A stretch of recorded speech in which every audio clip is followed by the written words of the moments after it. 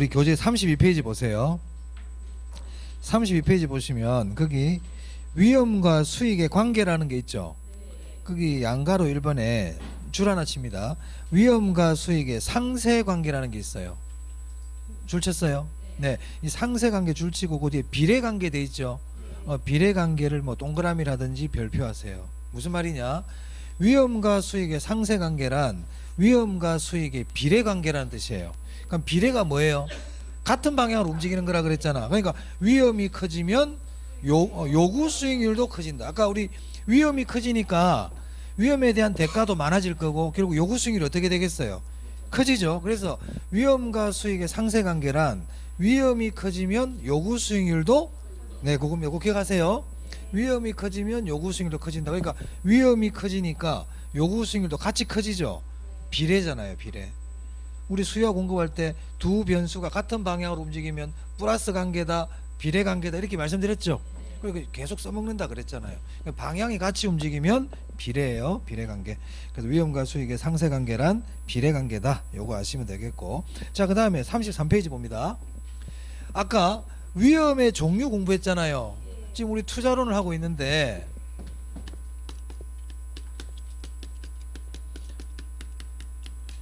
이 투자론은 중요하거든. 시험 문제에서 많이 나와. 한 8문제 이상 나와요.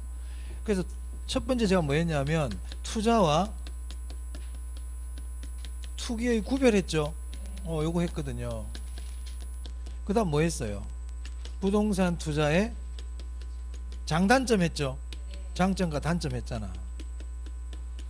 이렇게 집에 와서 복습을 이렇게 하라고 그랬습니다. 제가 지금 다시 한번 더 하고 있습니다.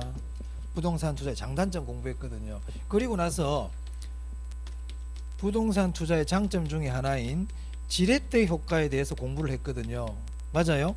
그 지렛대 효과는 보니까 정, 부, 중립이 있더라. 맞습니까? 요게 일단 중요하단 말이야. 오늘 첫 번째로 꼭 복습해야 될 내용이야. 지렛대 효과. 복습을 해야 돼. 그리고 나서 위험의 종류 했었죠. 위험의 종류 했거든.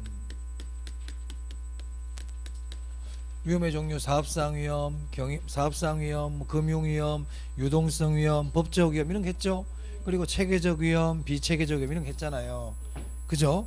위험의 종류도 좀 상대적으로 중요해요. 위험의 종류.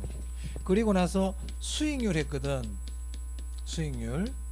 자, 수익률은 기대 수익률, 요구 수익률, 실현 수익률 이렇게 쓰지 않습니까? 여기서는 이 요구 수익률이 중요하단 말이에요. 요구 수익률이. 그리고 나서 투자 여부를 판단할 때는 기대 수익률과 요구 수익률을 비교한다. 어떤 게 클 때 투자한다? 기대 수익률이 클 때 투자. 그거 중요하다 그랬다고요. 그리고 위험과 수익과의 관계는 상세 관계다. 상세 관계 뜻이 뭔데? 그렇지. 그거 공부했네. 요거 지금 공부한 게 이거란 말이에요. 그럼 지금부터 이제 뭐 할 거냐? 여기 6번째 이제 위험과 수익의 관계.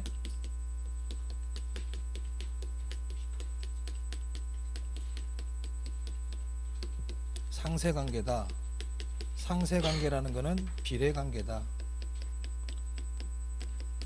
위험이 커지면 요구 수익률도 커진다. 뭐 이런 뜻입니다. 자, 이제 뭐 하냐면 7번째가 위험의 처리거든요. 위험이라는 게 있는데 그럼 이 위험을 어떻게 할래? 이 말이에요. 위험을 우리가 처리를 해야 될 거 아니에요?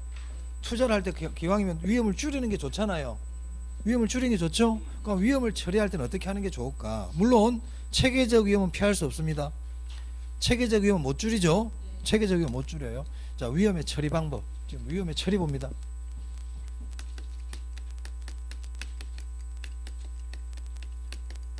또는 위험의 관리라고도 그래요. 이것도 중요하지. 위험의 처리 관리도 중요하다니까. 자, 위험을 처리하고 관리하는 방법 여러 가지가 있어요. 첫 번째는 위험의 제외예요. 제외. 뜻을 아는 게 중요해요. 위험의 제외는 뭐냐면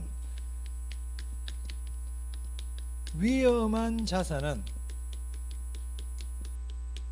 투자에서 제외해라 이 말입니다.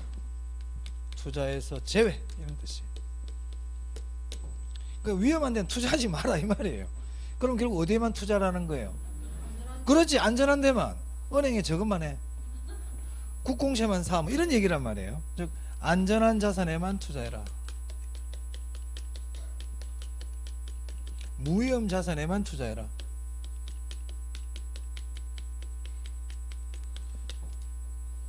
그러면 위험한 자산에 투자를 하지 않으면, 즉 안전한 자산에만 투자를 하면 얻을 수 있는 거는 결국 무위험률밖에 못 얻겠네요.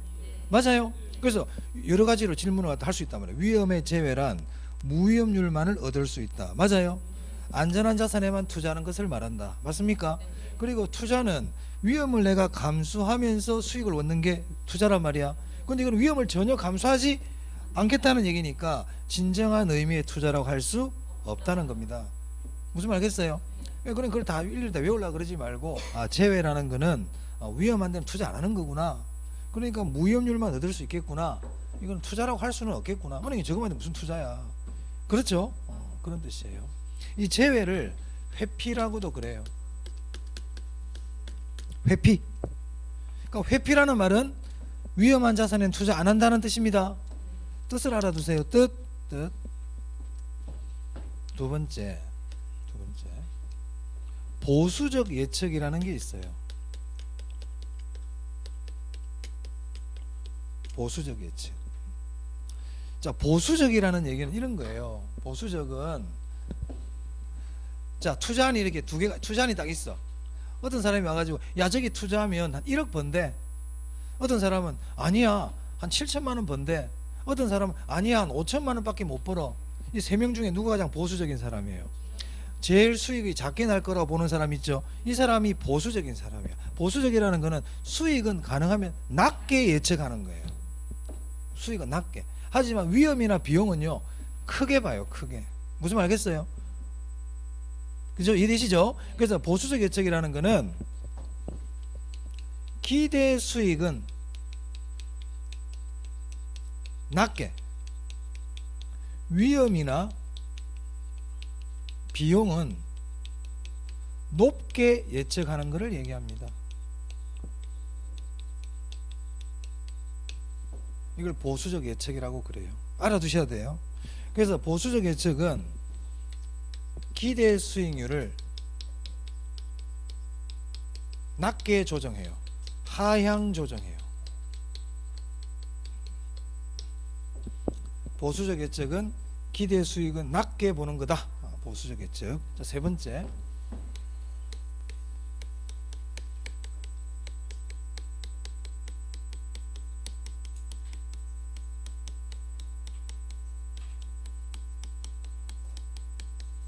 위험 조정 할인율의 조정이라는 방법인데, 요거는 사실 지금보다는 나중에 1, 2월 달 한번 돌고 나서 하는 게 좋아요.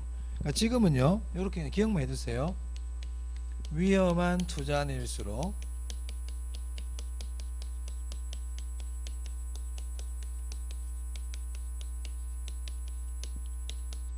더 높은 할인율을 적용한다. 그냥 적어만 둡니다.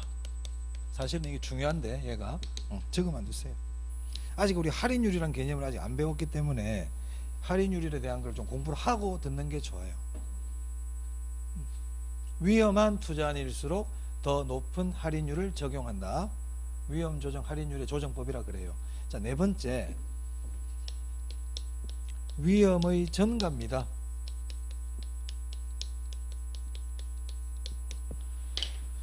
자, 우리 지난 시간에 조세의 전가에 대해서 공부했죠.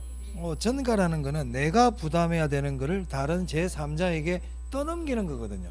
그럼 위험의 전가도 마찬가지로 내가 부담해야 될 위험을 다른 제3자에게 떠넘기는 거예요. 위험의 전가는 뜻은 우리가 다 알아. 떠넘기는 거니까. 종류를 잘 물어봐요. 위험의 전가의 종류 어떤 게 있느냐. 네. 대표적인 게 물가 상승에 따른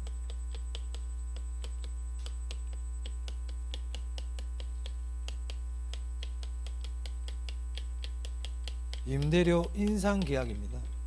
자, 임대차 계약을 할 때 특약을 이렇게 적는 거예요. 물가가 오르면 오른 만큼 임대료를 올리겠다, 이런 식으로. 무슨 말 알겠습니까? 자, 물가가 오르면, 인플레가 발생하면 아까 실질 임대료가 떨어진다고 그랬죠. 그러니까 임대인 입장에서는 손해인 거예요. 그러니까 임대차 계약을 할 때 물가가 오르면 그때그때마다 임대료를 올리겠다, 이렇게 적어버리는 거예요. 그러면 물가 상승에 따른 위험은 임대인이 부담을 해야 되는데 그걸 임차인에게 전가시키고 있죠. 맞아요? 위험의 전가예요. 또 어떤 게 있냐면 화재 보험 가입이에요.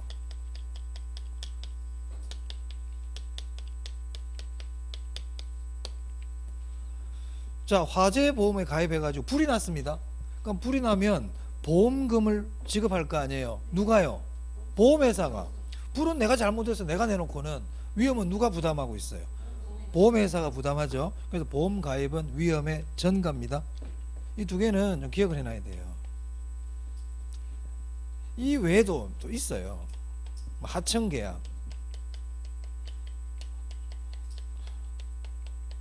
자, 대기업이 하청계약을 합니다. 이때 무슨 산업재해라든지 산재사고가 나잖아요. 그러면 이때 대기업들은 그걸 부담을 안 하려고 그래요. 하청회사에다 떠넘겨 버린다니까. 실무적으로 하다 보면 그런 일이 많이 생기거든요. 하청계약. 그리고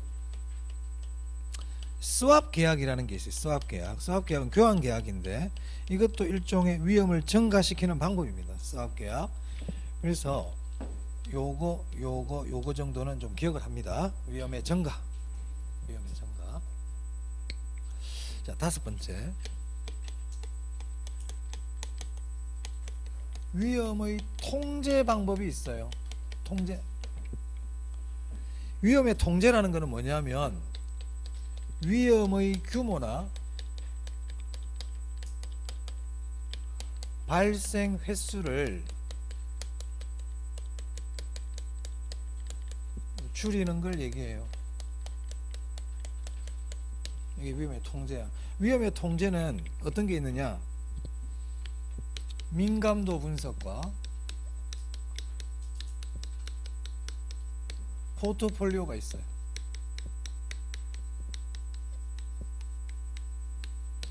민감도 분석과 포트폴리오는 위험의 통제입니다. 위험의 통제. 그러면 민감도 분석이 뭔지 포트폴리오가 뭔지를 이제 알아야 되겠죠. 자, 그럼 민감도 분석이 뭔지 좀 설명드립니다. 민감도 분석.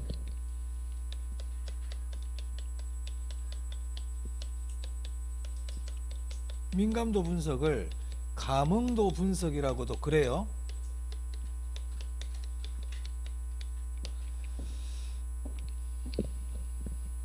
우리 교재는 뜻은 잘 안 나와야 된다. 기본서 나오면 나중에 민감도 분석의 뜻이 자세히 나올 겁니다. 자, 민감도 분석은요,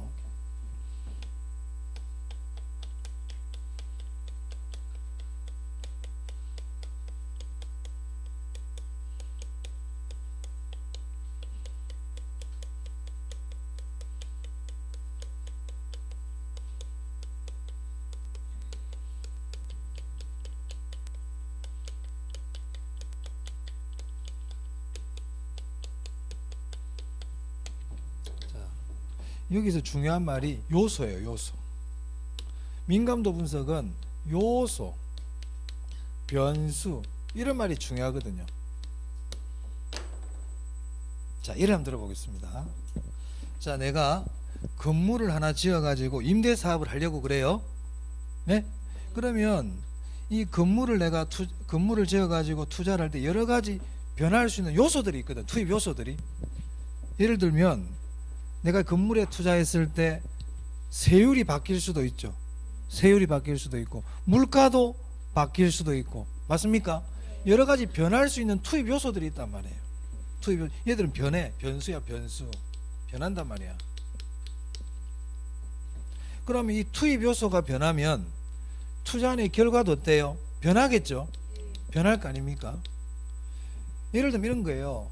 만약에 물가가 5%면 내 수익은 얼마가 될까? 물가가 10%면 내 수익은 어느 정도 될까? 물가가 15%면 수익률은 어느 정도 될까? 이렇게 계산해 볼 수가 있죠. 가상적으로 해보는 거예요. 가상적으로. 공실이 5%면 내 수익은 어느 정도 될까? 공실이 8%면 내 수익은 어느 정도 될까? 이렇게 가상적으로 해보는 거야. 투입되는 변수가 바뀔 때 결과가 어떠한 영향을 받는지를 가상적으로 쭉 계산을 해봐요. 시뮬레이션 가상적으로. 그럼 이렇게 하다 보면 뭘 할 수 있냐면요, 어떤 게 내 투자 수익에 가장 큰 영향을 주는지를 알 수가 있어요. 자, 여러분들 하루에 기분이 많이 변하죠. 여러분 기분 변화에 영향을 주는 변수들이 많아요, 적어요? 많지. 아들의 성적, 남편의 귀가 시간은, 또 나이 많으신 분은 신경 안 쓴다는 분도 있고 젊은 분들은 또 기분에 영향을 주잖아요. 그죠? 날씨도 될 수 있고. 그러니까 내 기분에 영향을 주는 여러 가지 투입 요소들이 있단 말이에요. 그럼 이것들이 변하면 내 기분도 변하죠. 이것들이 변하면 결과가 변한단 말입니다. 그럼 이때 내 기분에 가장 큰 영향을 주는 변수가 있어요, 없어요? 있지. 그럼 예를 들어서 우리 아들의 성적이다 말이야. 우리 아들 성적이 좋을 땐 기분이 좋고, 아들 성적이 나쁠 때는 기분이 엉망이야. 그러면 아들의 성적이 내 기분에 가장 큰 영향을 주죠. 그걸 민감도가 가장 크다 이렇게 얘기할 수 있습니까? 그렇죠. 민감도 분석은 내 투자 결과에 가장 크게 영향을 주는 변수를 찾아내는 거예요. 가장 민감한 변수를 찾아내는 겁니다. 그럼 어떻게 한다? 걔를 집중적으로 통제하는 겁니다. 그럼 만약에 공실률이 내 수익에 가장 큰 영향을 주더라. 그럼 나는 뭐를 가장 신경을 써야 돼? 공실률에 가장 크게 신경을 쓰라 이 말이에요. 그게 위험의 통제지. 선생님이 애들을 데리고 수학여행을 가요. 그럼 사고가 날 수 있잖아요. 그러면 얘가 사고 칠 수도 있고 얘가 다 각각의 사고 칠 수 있는데, 그 중에서 가장 민감한 애가 있지. 예? 문제 학생 있잖아. 그럼 선생님은 누구만 집중 관리하면 돼? 걔를 항상 두어야 돼. 여기 있어. 여기 넌 여기. 딴 데 가지 마. 너 내 눈에서 벗어나면 안 돼. 아시겠습니까? 즉 민감도 분석이란 투자 결과에 가장 크게 영향을 주는 변수들이 있거든. 그 변수를 집중적으로 관리 통제하겠다는 겁니다. 아시겠어요? 그래서 변수란 말이 꼭 나옵니다. 민감도 분석을 얘기할 때는. 그래서 투자 결과에 가장 큰 영향을 미치는 요소, 변수,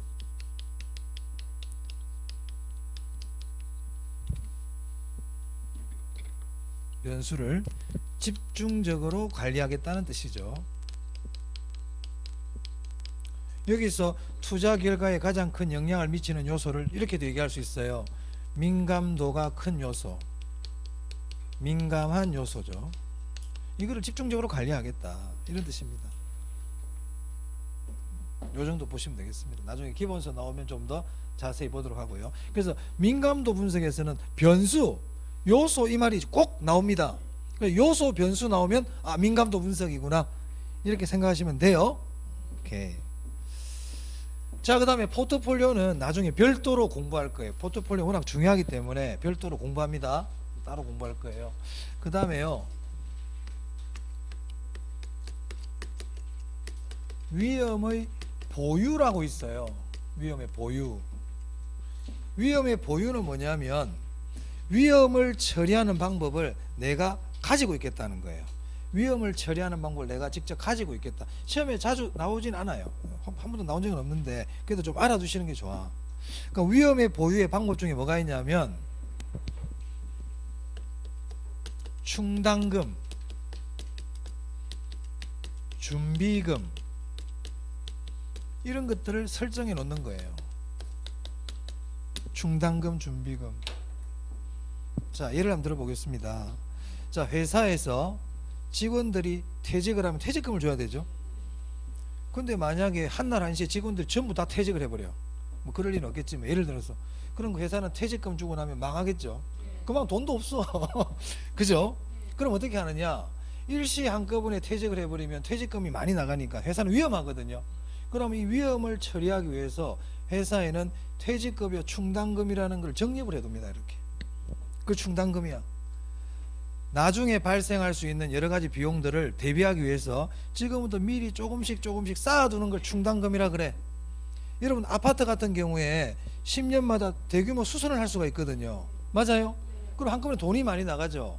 그럼 어떻게 합니까? 수선, 그렇죠. 장기 수선 충당금, 그렇죠. 장기 수선 충당금이란 걸 정립을 해놔요. 그럼 나중에 이제 그 돈을 가지고 수선을 한단 말이에요. 우리 그 해양 회사들 있잖아. 무슨 현대상선, 한진해운 이런 해운 회사들 있죠. 이 회사들은 큰 배들을 많이 들고 다니잖아. 가지고 있잖아요. 이 배들이 주로 10년마다 대규모 수선을 하거든요. 근데 수선 비용이 엄청나게 들어갑니다. 그럼 그걸 갖다가 아무런 준비 없이 수선을 하려고 그러면 막대한 비용이 나갈 거 아니에요. 그래서 특별 수선 충당금이라는 걸 항상 적립을 하고 있어요. 위험에 대한 보유, 스스로 위험을 이기는 방법을 스스로 갖고 있겠다. 자, 준비금도 마찬가지거든요. 보험회사들은 어떨 때가 가장 위험합니까? 피보험자들이 동시에 다 죽어버리면 엄청나죠. 그 막대한 보험금이 나가야 될 거 아니에요. 그래서 보험회사들은 준비금이라는 걸 설정해 놓고 있거든요. 책임 준비금. 그래서 보면 뭐 보험회사들 광고할 때 준비금 100% 설정 뭐 이런 게 광고를 하잖아요. 그래서 보험회사도 마찬가지로 준비금을 설정해 놓고 있다. 위험의 보유입니다. 됐어요? 네. 그래서 요거 아시면 되겠다. 이게 위험의 처리 방법이다. 그래서 이런 것들은 시험에 잘 나와요. 사실은 다 잘 나옵니다. 잘 나옵니다. 민감도 분석도 잘 나옵니다. 뜻을 잘 물어봐. 이렇게 있다. 그래서 우리 교재 보시면 위험의 처리 방법 양가로 2번 보세요.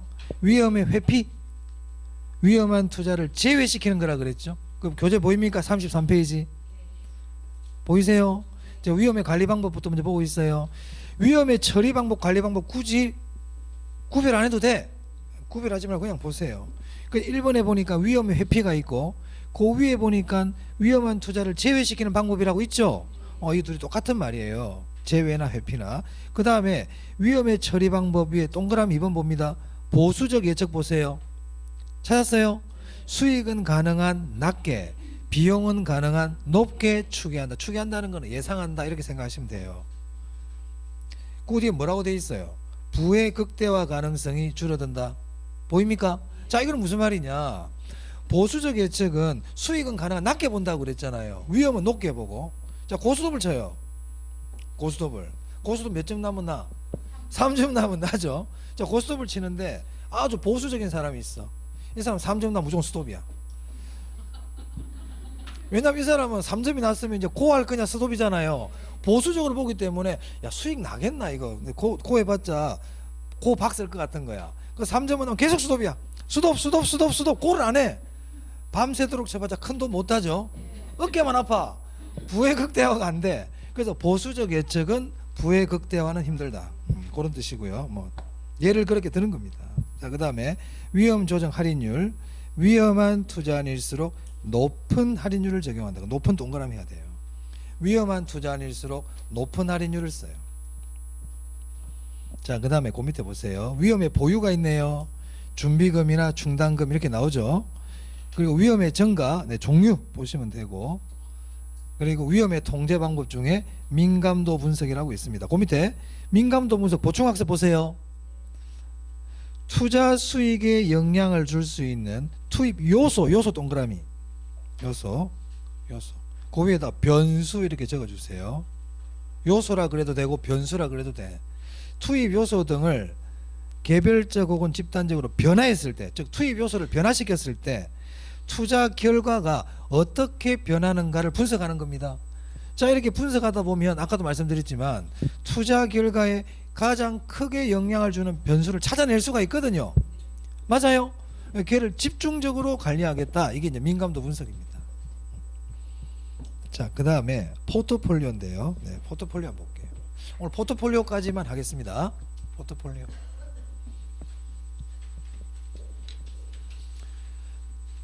포트폴리오는 시험에 매년 나옵니다.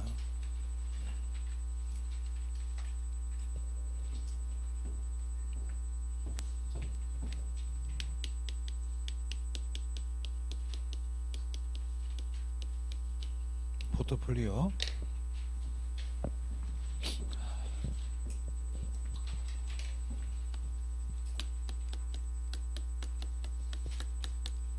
보통 우리가 포트폴리오 효과라 그러죠.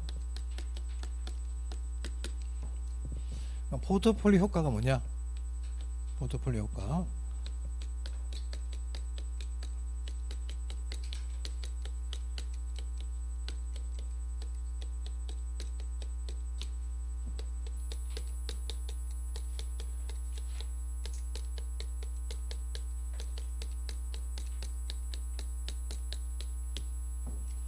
포트폴리오 효과는요, 자산 구성수를 늘려가지고 위험을 감소시키는 걸 우리가 포트폴리오 효과라 그래요. 물론 기대 수익률에 뭐 하락은 없이 뭐 이런 말도 있지만 그런 거 신경 쓰지 말고 그냥 자산 구성수를 늘려서 위험을 감소시키는 걸 뭐라 부른다? 포트폴리오라 그래요. 여기서 자산 구성수를 늘리는 거를 분산 투자라고도 그러거든. 분산 투자.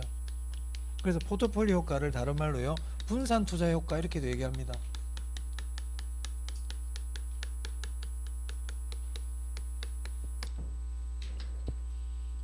그럼 아까 우리 위험 공부할 때 체계적 위험이 있고 비체계적 위험이 있었잖아요.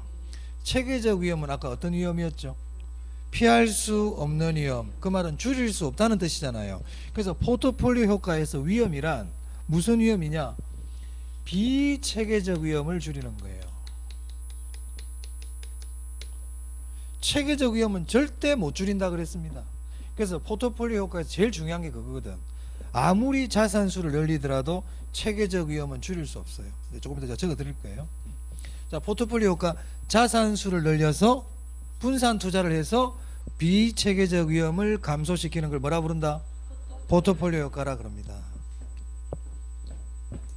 그럼 보세요. 뭐 또 이걸 확장을 시켜 볼게요. 자산수를 늘리기만 해도 비체계적 위험은 줄어들까요?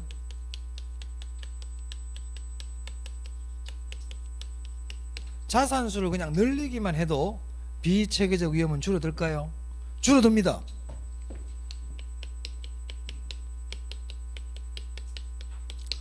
한 개보다는 두 개, 두 개보다는 세 개, 세 개보다는 네 개.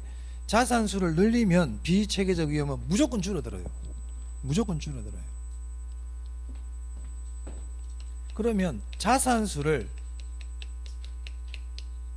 무한히 늘리면, 물론 실제적으로 무한히 늘릴 수는 없겠죠. 이론적으로 얘기하는 겁니다. 자산수를 무한히 늘리면 어떻게 될까? 비체계적 위험의 완전 제거가 가능해요.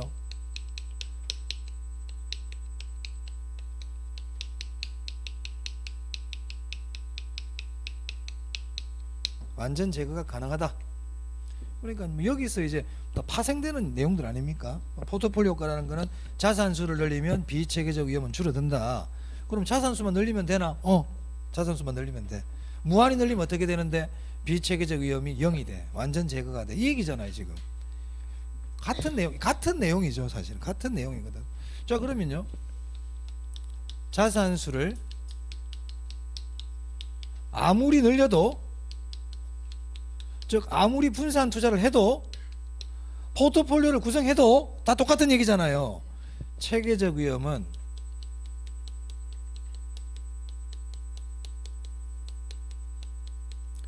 조금도 안 줄어요. 손톱만큼도 안 줄어. 조금도 줄어들지 않는다.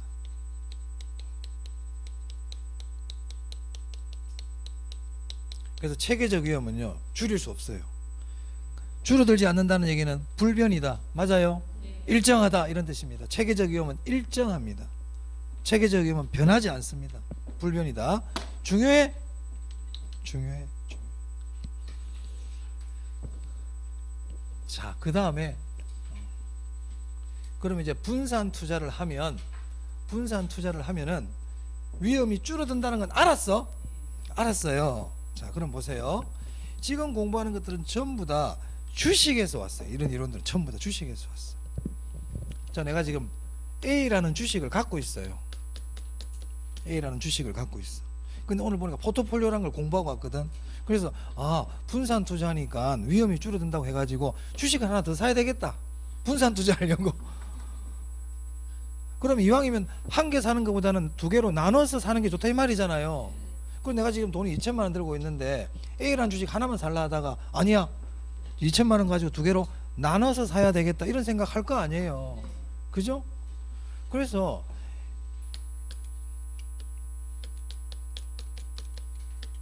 요렇게 있는데 A하고 B로 이렇게 살까, A하고 C로 이렇게 살까, 이런 고민이 돼 안 돼?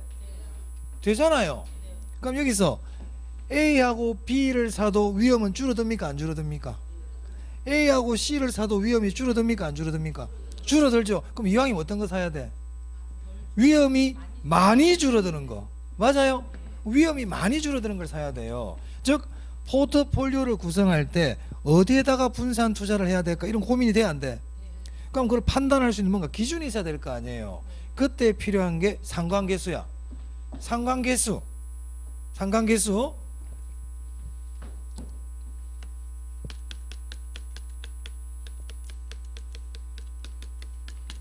상관계수. 상관계수가 뭘까?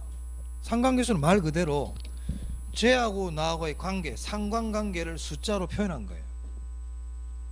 일단 수업 듣기 전에 생각해 스스로 판단해 보는 거야. 그러면 상관계수가 높아. 그럼 관계가 깊다는 거야? 관계가 안 깊다는 거야? 그렇지. 관계가 밀접하다는 얘기예요.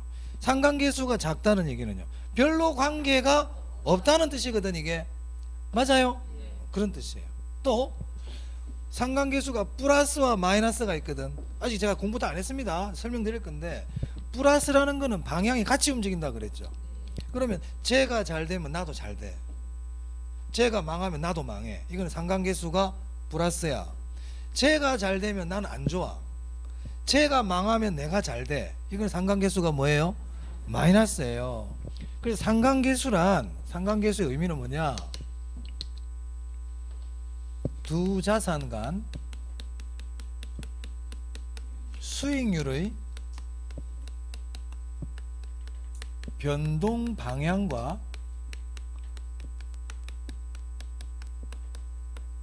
그 정도를 나타내요.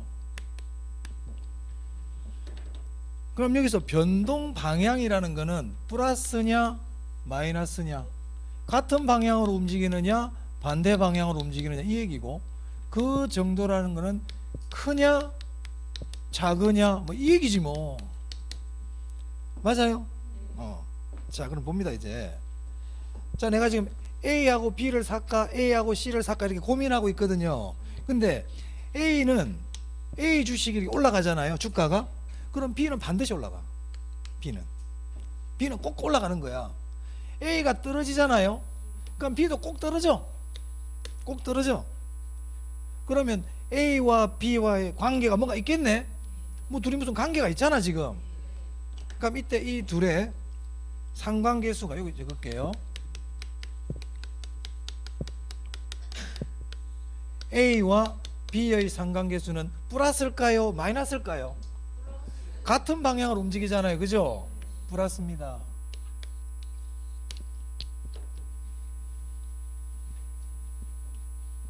상관계수가 플러스라는 의미를 알아야 돼. 상관계수가 플러스라는 얘기는 두 자산 간 수익률의 변동 방향이 동일하다 이런 뜻입니다. 또는 유사하다 그래도 돼. 상관계수가 플러스라는 의미 아셔야 돼요. 상관계수가 플러스라는 거는 두 자산 간 수익률 변동 방향이 같다. 현대자동차 주가가 올라가니까 현대모비스 주가도 같이 올라가더라. 상관계수 플러스예요. 아시겠죠? 자 그런데요, A가 올라가면 얘는 항상 떨어져. 얘가 내려가야 수익률이 내려가야 올라가. 그럼 이 둘의 방향은 반대로 움직이죠. 그래서 A와 C의 상관계수는 뭐다? 마이너스다. 상관계수가 마이너스란 뜻은 두 자산 간 수익률의 변동 방향이 반대다 또는 상이하다 이런 뜻이에요. 상관계수의 첫 번째 알아야 될 거, 플러스와 마이너스의 의미 알아야 됩니다. 상관계수 플러스와 마이너스의 의미 알아야 돼. 자, 상관계수는 분산 투자할 때 어디에 투자를 해야 되는지를 알기 위해서 공부한다 그랬어요. 그럼 이제 우리는 A하고 B를 투자해야 될까 A하고 C를 투자해야 될까 이런 문제가 생기네요. 상관계수가 플러스가 좋을까요 마이너스가 좋을까요? 마이너스가 좋단 말이에요. 그래서 결론입니다. 자 얘는 보세요. 잘 될 때는 이 두 개 사잖아. 주가 오를 때는 신나. 두 개 쭉쭉쭉 올라가니까. 내려갈 때는 망해. 두 개 왕창 다 내려가니, 그죠? 근데 여기는 얘가 올라갈 때는 얘가 떨어져서 손해를 보지만 얘가 떨어질 때 올라가니까 위험은 어때요? 줄일 수 있다는 거죠. 맞아요? 중요하단 말입니다. 자, 그래서 결론. 상관계수가 마이너스인 경우, 상관계수가 마이너스가 뜻이 뭔데? 두 자산 간 수익률의 변동 방향이 상이할 때, 맞아요? 변동 방향이 상이한 경우 분산 투자 효과가 크다 작다? 분산 투자 효과가 크다 작다? 분산 투자 효과가 위험이 줄어드는 거 아닙니까? 분산 투자 효과가 더 크다, 이런 뜻이에요. 포트폴리오 효과가 더 크다, 위험이 더 많이 감소한다. 다 똑같은 말이다. 다 똑같은 말. 이게 결론이네. 결론.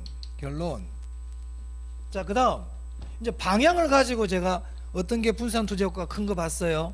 이제 크냐 작으냐를 가지고 볼게요. 상관계수가 크다는 얘기는 관계가 밀접해. 상관계수가 작다는 얘기는 관계가 별로 없어. 자, 관계가 밀접하면요, 제가 잘 될 때는 나도 잘 돼요. 제가 깜빵 가면 같이 가야 돼. 맞아요? 위험이 커 작아? 크죠. 위험이 크단 말이에요. 그러면 상관계수가 큰 게 좋을까요? 상관계수가 작을수록 좋을까요? 그렇지, 그래. 마찬가지. 상관계수가 작을수록 분산 투자 효과가 커요.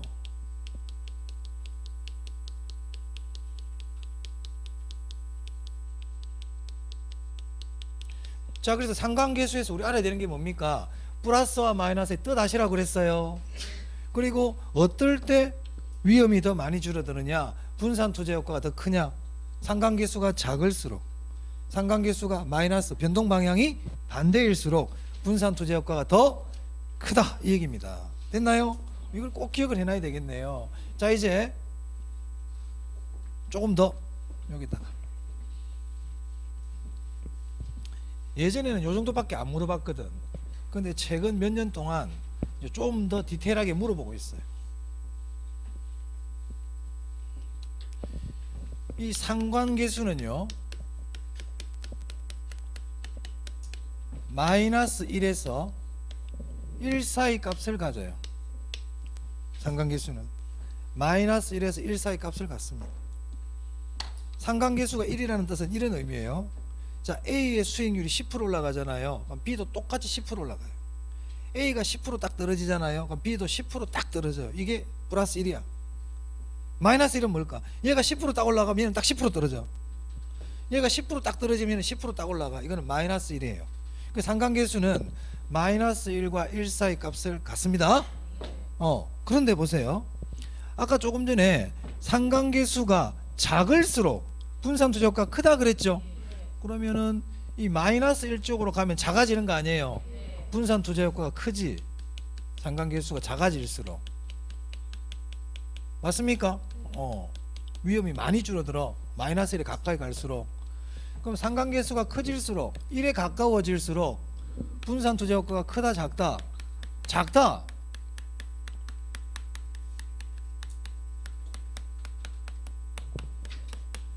자, 그럼 봅니다. 가장 작은 값이 뭡니까? 얘가 제일 작지? 얘가 제일 작잖아요. 그러면 마이너스 1일 때는, 상관계수가 마이너스 1일 때는 분산 투자 효과가 뭐라고 적어야 돼? 가장 크다. 분산 투자 효과 가장 크다. 얼마만큼 큰데? 얼마만큼 큰데가 중요하거든. 얼마만큼 큰데? 비체계적 위험의 완전 제거가 가능해요.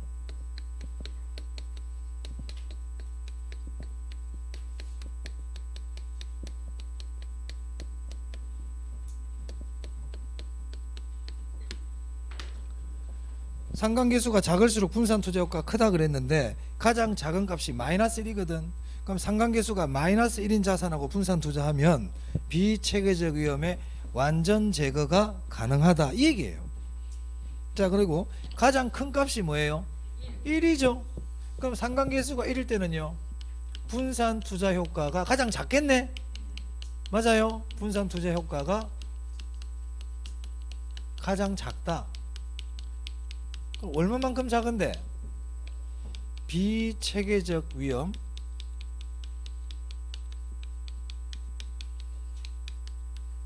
조금도 줄어들지 않아요.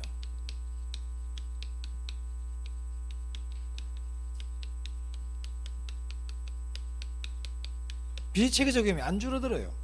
그럼 비체계적 위험이 안 줄어든다는 얘기는 포트폴리오 효과, 분산 투자 효과가 있다 없다? 없다 이 말이야. 분산 투자 효과가 없어. 상관계수가 얼마일 때? 1일 때. 상관계수가 1일 때는 분산 투자 효과가 없어요. 그러면 말을 이렇게 할 수 있겠네. 상관계수가 1만 아니라면 분산 투자 효과가 있다 이 얘기네요. 맞아요? 그렇습니다. 근데 선생님 무슨 분산 투자만 하면은 무조건 줄어든다면서요. 자, 1이라는 거는요 없어요. 실질적으로 우리가 상관계수가 1이라는 건 말 그대로 똑같은 애야. 똑같은 애. 나하고 똑같은 애. 눈동자 색깔도 똑같고 머리카락 수도 똑같고 이런 게 없어요. 우리가 자산 중에는. 그러니까 이론적으로 얘기하는 겁니다. 이론적으로.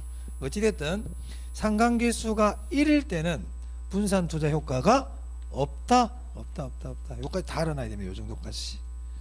자, 그래서 상관계수까지 봤어요. 우리 교재 보시면 33페이지에 포트폴리오 이론에 이제 우리 그 교재 보시면 상관계수가 나오는데요. 보충학습에 나오고 있네요. 보충학습에. 보충학습에 보면 상관계수의 2번 볼까요? 상관계수가 1일 때, 상관계수가 1일 때는 분산 투자 효과 없다 그랬죠. 위험이 전혀 제거되지 않는. 여기서 위험이라는 거는 비체계적 위험을 얘기합니다. 포트폴리오를 얘기할 때 위험은 전부 다 비체계적 위험이야. 체계적 위험은 어차피 못 줄여. 그죠? 그리고 그 뒤에 보니까 즉 포트폴리오 효과가 뭐다? 없다. 그리고 4번 보세요. 상관계수가 마이너스 1인 경우에는 비체계적 위험이 완전 제거된다 돼 있죠. 완전 제거된다 그러지 말고요, 제거 가능하다 이렇게 해놓으세요. 사실은 완전 제거된다는 말은 100% 맞는 말이 아니야. 우리가 상관계수가 마이너스 1이라고 해서 무조건 제거되는 게 아니고요, 투자 비율을 조정해야 돼요.